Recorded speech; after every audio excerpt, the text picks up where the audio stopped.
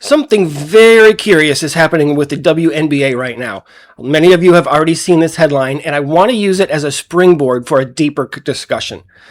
Former NBA players Enes Kanter Freedom and Royce White are demanding to enter the 2027 WNBA draft under the same equality and inclusion principles that were used for decades, in fact still are, to open up institutions that once excluded women. By all accounts, their only qualification is identifying as a woman, which both currently are. So the WNBA controversy made me think, what about times when women demanded to be admitted into men's spaces and businesses?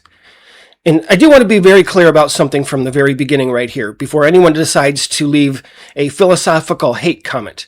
A transgender eligibility dispute in a professional women's basketball league is not literally the same thing as I'm going to discuss today. That headline simply prompted me to put this discussion together. In fact, it changed the discussion entirely. I was planning to cover the WNBA story. I liked this one better, and I think you're going to like it. Some of you may actually get a little pissed off at what you're about to learn. So coming up, we'll go back more than 50 years, and we'll go through women's entering men's spaces. And then I'll discuss when men demand to be let into women's spaces. And remember, as we go through these examples, in every case, men created and maintained something that women wanted access to. A club, a college, professional networks, sports, and more. All built by and for men. But rather than start their own club, organization, team, or college, like men did, women infiltrated what men had already created and sustained for many decades. Sometimes for centuries. I'll put all of today's resources with this as an article on Substack for those of you who want to investigate a little bit more on your own, and I will also include a whole bunch more examples. I simply don't have enough time in one video to cover them all. And as promised, I'm also working on the television sitcom content analysis, and I hope to have that done in time for this Sunday's premiere, Sunday morning. So stay tuned for those details. I'm sure that I'll be making a post about it to announce it sometime soon. All right, let's start with this one right here, the National Press Club. This was founded in Washington, D.C. I'm going to go through these chronologically, by the way. Founded in Washington, D.C. in 1908 as an organization for male journalists, and it stayed that way for more than 6 decades.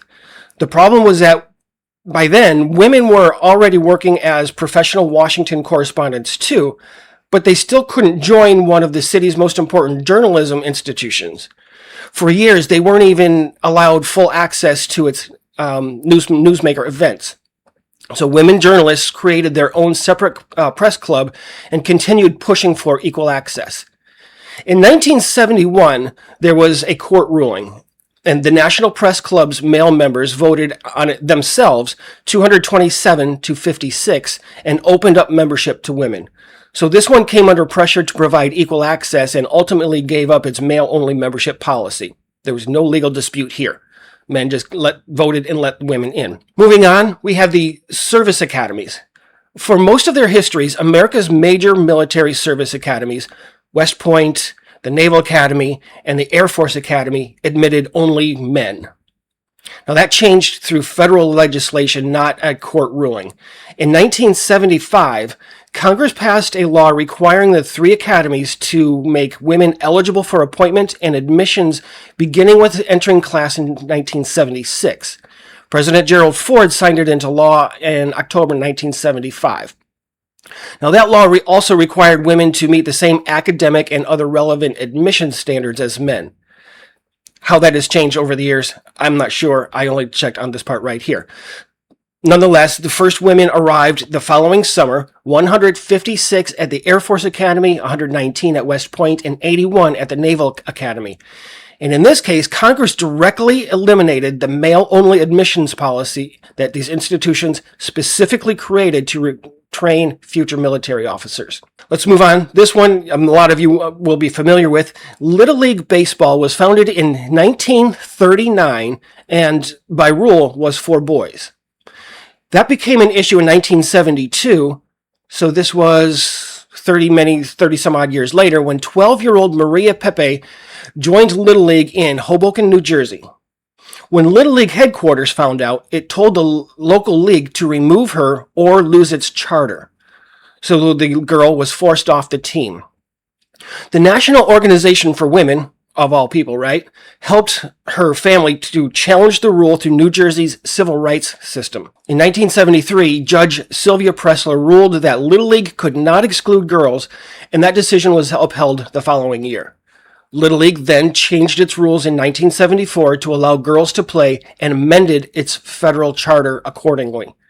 So unlike National Press Club, this was not simply a voluntary change.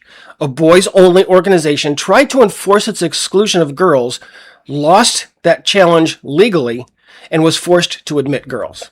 Moving on, we have Columbia College in New York City, which had been an undergraduate institution for men for more than 200 years. It is older than America itself. Women who wanted a comparable Columbia-affiliated education attended Barnard College across the street in New York, which was founded in 1889 specifically for women. You're going to love this one. By the 1970s and early 1980s, Columbia was growing under pressure to become co-educational. So university leaders also worried that remaining male-only was hurting Columbia competitively compared with other Ivy League schools. Think Yale, Harvard, things like that. And in 1981, Columbia's trustees voted to admit women. But get this, Barnard, that women's college, it did not become co-ed in return. A 1982 agreement specifically allowed Barnard to remain an independent women's college, while Columbia College began admitting women in 1983.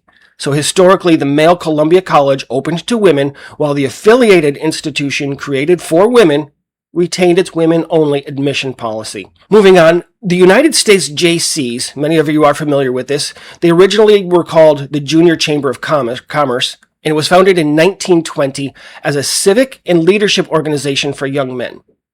Members developed businesses, leaderships, partnerships, and public speaking skills. They built professional networks and organized community service projects. Its rules limited full membership to men ages 18 to 35. Women could participate only as associate members without the same voting or leadership rights. When two Minnesota chapters began admitting women as full members, the national organization threatened their charters, much like Little League Baseball. And the dispute reached the Supreme Court. In 1984, the court ruled against the Jaycees, holding that Minnesota could enforce its anti-discrimination law and require the organization to admit women as full members. Women gained equal access not just to a social club, but to an organization built around men's leadership, their civic influence, their development, and their professional opportunities. Again, keep in mind, all of these started by men, for men, and women infiltrating. Moving on, we have Rotary International, which was founded in 1905 as an organization of business and professional men, not too unlike Jaycees. Its purpose was to bring local business leaders together for networking, civic service, humanitarian work, and promoting ethical standards in businesses and professional life. In 1977, the Rotary Club of Duarte, California, admitted 3 women as full-time members. Starting to see a pattern here, right? They admit people, there's controversy, they get the laws changed. Anyway, moving on, Rotary International said that admitting those women violated its male-only membership and revoked that national club's charter. The club and the 2 women subsequently sued under California's civil rights laws. That case reached the Supreme Court, and in 1987, the court ruled unanimously against Rotary International, holding that California could require Rotary clubs to admit women without violating Rotary's freedom of association. This was another organization built around male business leadership and professional networking that was legally required to open full membership to women. Next, we have Kiwanis and Lyons, both of which were long-established men's service organizations. Kiwanis began in 1915 with an emphasis on business networking before shifting toward community service, especially programs that benefited children. Lyons, founded 2 years later, brought businessmen together for civic and humanitarian work, another one of these professional organizations. And eventually they became especially known for vision and blindness programs. Both organizations excluded women from full membership for nearly 70 years. Then came the Supreme Court's 1987 Rotary decision, which established that states could apply anti-discrimination laws to large service organizations like these. Within months, both changed their rules. Lyons delegates voted 77% in favor of admitting women. Kiwanis delegates overwhelmingly followed after their leaders warned that maintaining male-only policy could only mean constant, costly litigation. So neither of these two organizations was directly ordered by the Supreme Court to admit women, but the ruling made legal consequence of remaining men only very clear. Next, I think this one is very interesting as well. Princeton's eating clubs. These are private social and dining organizations for upperclassmen, somewhat similar to fraternities, where students eat, socialize, they network, they build connections with other students and alumni. Now, Princeton began admitting women in 1969, but several eating clubs remained male-only until several years later. In 1979, student Sally Frank sued after being denied membership at Ivy Club, Tiger Inn, and Cottage Club because she was a woman. And why all of these women want to go into men's spaces, I don't know. I'll get to that here again in just a moment. But Cottage eventually admitted women, and then Ivy and Tiger Inn continued fighting that case. In 1990, the New Jersey Supreme Court ruled unanimously that the two clubs violated the state's anti-discrimination law and it had to admit women, rejecting their argument that they were private clubs and exempt from any laws. Now, in this case, women had already gained admission to Princeton itself, and the courts then extended that equal access principle to some of the university's only remaining male-only social clubs and organizations. Next, we have VMI, that's Virginia Military Institute. This was founded in 1839 as a public military college for men. Its mission was to train what it called citizen soldiers, and it prepared graduates for leadership in the military, government, and civilian life. Its alumni included generals, members of Congress, and business leaders, many upstanding citizens. Women were completely excluded from admission. Now, the Justice Department sued Virginia in 1990, arguing that a public institution could not reserve those educational and leadership opportunities exclusively for men. Virginia tried to preserve VMI as a male-only institution by creating a separate leadership program for women at Mary Baldwin College. In 1996, the Supreme Court ruled that that wasn't enough. In United States versus Virginia, the court held that VMI's male-only admission policy violated the Equal Protection Clause. So they were not even satisfied with creating an entire new institution for women to have and go have that all by yourself. So VMI began admitting women the following year. So here, the government directly challenged a male-only public institution, and the Supreme Court required it to open its doors to women. Next, we have the Citadel. This is a public military college in South Carolina founded in the 1800s to educate and train men through a combination of academics, military discipline, and leadership development. Its core of cadets remained all male for more than 150 years. Think about that. In the 1990s, Shannon Faulkner applied without identifying her sex and was initially accepted. Then the Citadel discovered that she was a woman, revoked her admission subsequently. So Faulkner sued, arguing that a state-supported college should not exclude her simply because she was female. After years of litigation, federal appeals courts allowed her to enter the Corps in 1995, although she withdrew after less than a week. Then in 1996, the Supreme Court struck down the similar male-only policy of VMI. With the same constitutional issue now settled, the Citadel ended its male-only admission policy and it admitted its first class of female cadets that fall. Here's another one for you sports fans. Augusta National Golf Club was founded in 1939 and became one of the most exclusive golf clubs in the country, as well as the home of the Masters tournament. For 80 years, its membership was restricted to men. The biggest challenge came in 2002 when women's rights activist Martha Burke began publicly pressuring Augusta to admit women. The dispute drew national attention and even led the Masters to drop commercial sponsors for 2 years rather than let outside pressure dictate club membership. Trying to hold your line there, at least. Give them a lot of credit. But there was no court ruling here requiring Augusta to change.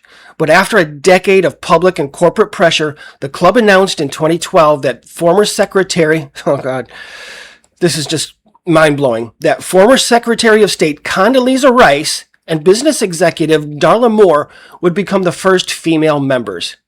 Talk about exclusivity and privilege. So Augusta remained legally private, but eventually abandoned its male-only membership policy after years of sustained pressure. And this one probably makes me most upset about this entire list. The Boy Scouts of America was founded in 1910 as an organization for boys. It was built around outdoor skills, character development, leadership, service, and advancement through ranks like Eagle Scout. Shout out to all the Eagle Scouts out there. Let us know if you are one. Now, that began changing in 2017 when the organization announced that girls would be admitted into its traditional scouting programs. Girls began joining Cub Scouts, that's for the smaller kids, in 2018, and in 2019, the older Boy Scout program opened to girls as well.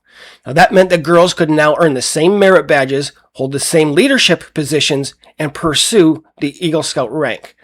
The organization said that families wanted daughters to have the same access to scouting experiences and leadership opportunities that had historically been available to sons. And then came another change. In 2025, just a year ago, the Boy Scouts of America changed its public name to Scouting America. Now, they said that the new name better reflects the boys and girls that it now serves. So in the past 8 years, this organization, which was started more than a century ago, in the past 8 years, they opened its core programs to girls, extended its highest awards to them, and then removed boy from the national name altogether. Now, with all of that context, here's an obvious question. Were women's organizations ever forced to admit men? The short and honest answer is yes, of course. But the examples are remarkably sparse. The biggest one that I could find was Mississippi University for Women versus Hogan in 1982. Here, Joe Hogan was a male registered nurse who applied to the university's nursing program and was rejected solely because he was a man. He sued, and the case went all the way to the Supreme Court. That court ruled 5-4 that the state-supported university's women's-only admission policy violated Equal Protection Clause. So there is at least one major case in which a man was discriminated against and denied access to a woman's institution, and ended up subsequently winning. Beyond that, however, the examples are much, much smaller. For example, in California, a man sued a chain of health clubs, literally called Women Only, after being denied membership and eventually resulted in an agreement allowing men to join. In Maryland, men challenged a women-only aerobics class at a co-ed health club and won through local civil rights processes. And in San Francisco, a women's social club and athletic club decided to admit men rather than fight the city over its anti-discrimination ordinance. But did you notice anything that's missing there? I couldn't find a comparable history of major national women's organizations, prominent women's clubs, major women's sports leagues, or large female institutions that men demanded entry to and succeeded.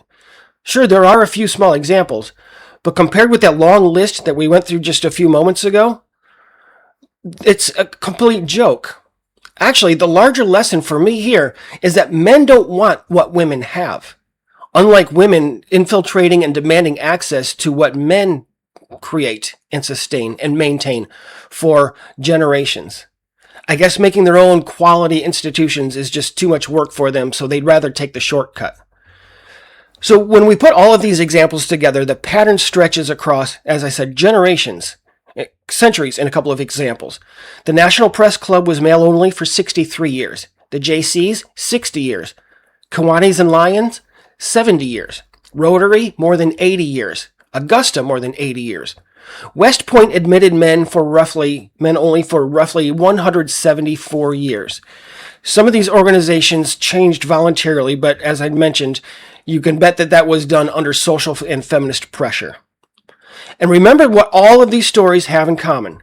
Men had something that women wanted access to. Women did not create their own version of these organizations or clubs and simply leave men's organizations alone.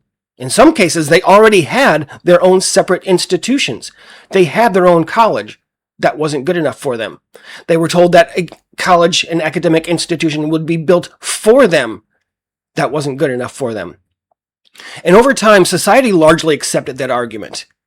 And now what are we left with? No real men, they say. Men are feminized. They're weak. Is it possible that some of that is because we just simply can't have our own groups and interests without women? What if we could all just be boys and men together, without women leading Cub Scout dens and bringing their feelings into professional networks? Now, I've never said this in my content before, but I think it's about time. I'm starting to think that boomers created all of this. Some of you are going to say, yeah, welcome to the party. I was trying to give them some credit. But I'm really starting to have less and less sympathy for boomers by the day. I mean, seriously, what the F were they thinking? They made these decisions and ruined their own sons, their grandsons, their nephews in the process. So as always, let me know your thoughts in the comments. I'll see y'all soon.